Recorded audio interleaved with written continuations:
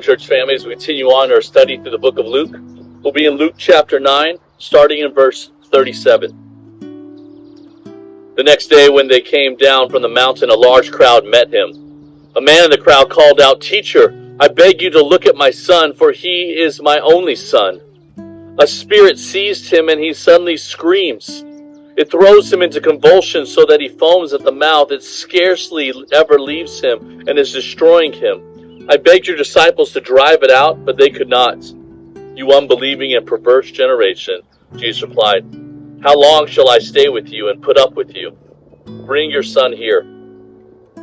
Even while the boy was coming, the demon threw him to the ground in a convulsion.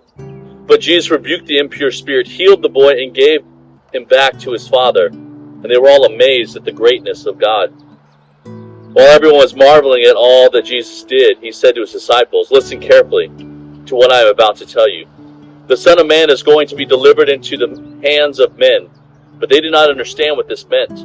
It was hidden from them, so they did not grasp it, and they were afraid to ask him about it. An argument started among the disciples as to which of them would be the greatest. Jesus, knowing their thoughts, took a child and had him stand beside him.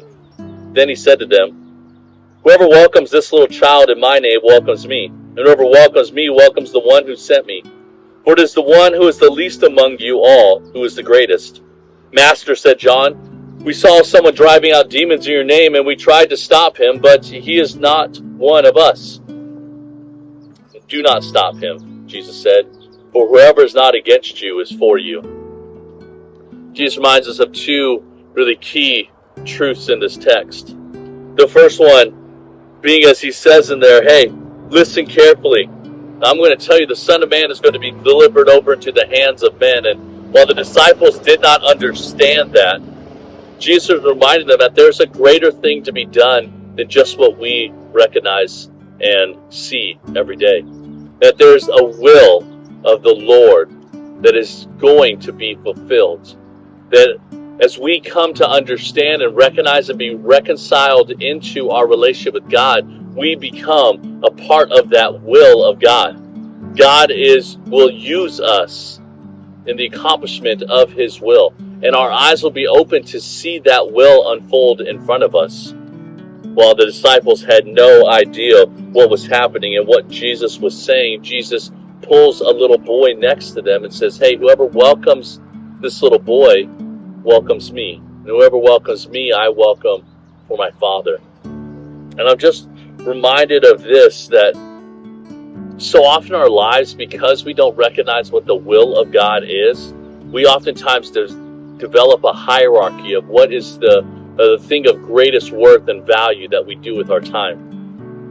And I'm reminded by Jesus that oftentimes it's the littler things, the less important things, the things that are about building relationships with one another, the things that are about investing in the next generation, about loving on those that are around us by exalting the worth and value of individuals, that place so much more prominence than what our material consumerism culture today says is most important. The crazy part is we say this and we write stories about this and we know this to be true, and yet most of us are caught up in the rat race of this. We read stories like The Christmas Carol, where Ebenezer Scrooge sacrificed everything for money and then in the end had nothing and no one to spend his money on. And we say, well, that'll never be us. And yet, for so many of us, we have our families around us, we have our churches, we have friends and individuals that God has placed in our life for us to invest in, and we find 1,001 reasons as to why that can't happen and we don't have the time. Let us not be short-sighted, as we all too are prone to do. The last thing that Jesus says here, the second lesson, is do not stop him, for whoever is not against you is for you.